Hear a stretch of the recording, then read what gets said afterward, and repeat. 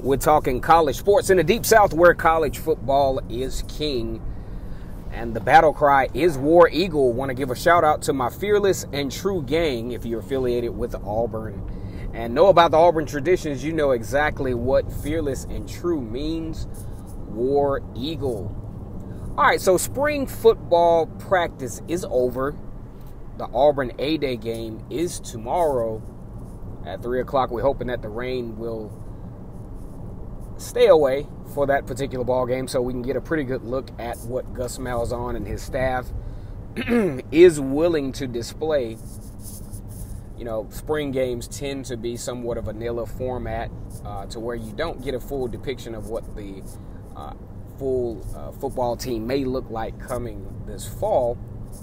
But as I thought about it, you know, I just really think the Gus Malzahn on the hot seat narrative, of course, that is a narrative, that is a reality. But it's something that shouldn't be, in my honest opinion, the focal point coming into this football season. I think Gus Malzahn gets the message. I think the Auburn Tigers fan base understands from a reality standpoint where Auburn is as a program at the moment. And the Gus Malzahn narratives is really not the main narrative that, you know, should be circulating around the plains. You talk about coaches in past time in Tommy Tuberville and Gene Chizik, both of those coaches leading undefeated season. Tommy Tuberville not being able to participate in the BCS National Championship, was voted out, had to settle for a Sugar Bowl appearance against Virginia Tech, in which he was victorious. He and that Auburn staff, Auburn team was victorious, might I add.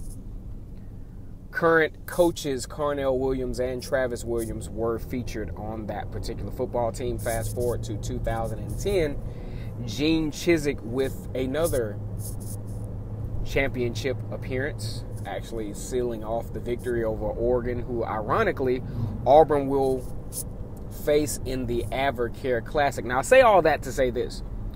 Although both great coaches, unlike Gus Malzahn, they both had those catastrophic seasons that led to their eventual demise. And this is in no way a form to, defend Gus Malzahn and some of his errors in judgment. But you have to give this thing an honest look. When we look at the 2018 season, you're talking about a very, very, very easy opportunity for the team to have an epic collapse. You look at a midseason loss to Tennessee, arguably one of the worst teams statistically in the SEC at the time, losing that game 30-24, surrendering an ungodly number of yards against a, for the most part, unproductive offense.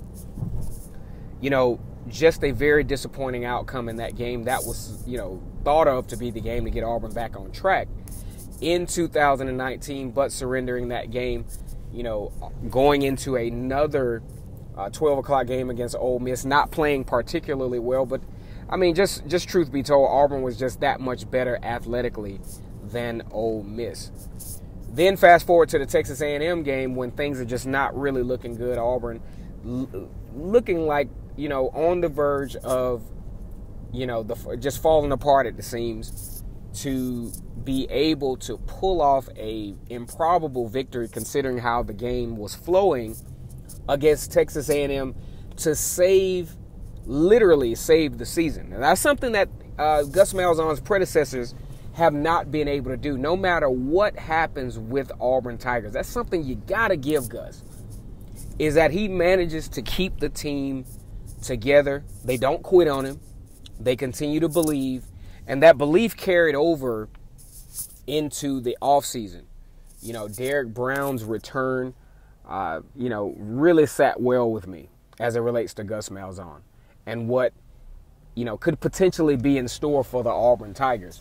And like I said before, the Gus Malzahn on the hot seat narrative, although it is, like I said, it's very plausible, to think that Gus Malzahn is on the hot seat, considering that, compared to his, counterparts, Kirby Smart and, Nick Saban, he has not reached that level that the Auburn Tigers fan base would like for him to reach. And you think about being so close between 2010 and 2013, having 2 national championships within a 3-year span would have been absolutely huge for the Auburn Tigers, not able to quite succeed. But when you think about the ongoing narrative, just pounding the Gus on the hot seat narrative, it just gets old after a while. Can we come up with something else?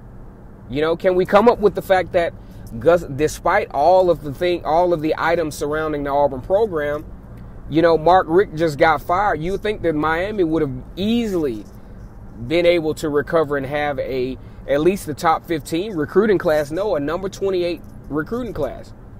You're talking about a guy on the hot seat that was able to pull off a number 11 recruiting class, and if his offense was varied in a different way, would have secured George Pickens and had another top 10 recruiting class.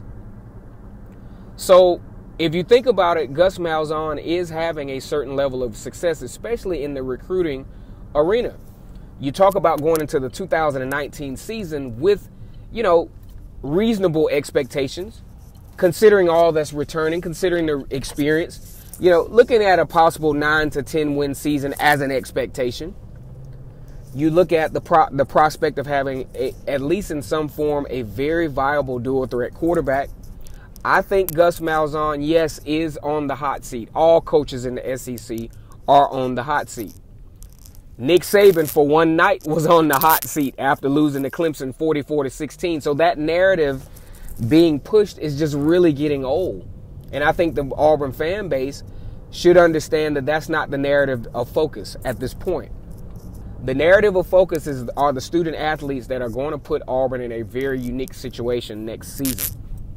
Going into the Auburn game, I think Auburn has the experience advantage. You talk about Daniel Thomas, you talk about Jeremiah Denson, you talk about Derek Brown, Marlon Davidson, Big Cat Bryant, Derek Brown, all of these guys having played in these high consequence games already against Clemson over the years, against, having to face the rigors of the SEC, both home and away, definitely have a competitive advantage because, they've played in these neutral site ball games already. And they'll be able to reel the new guys in and help them to manage the anxiety of playing in a game like this.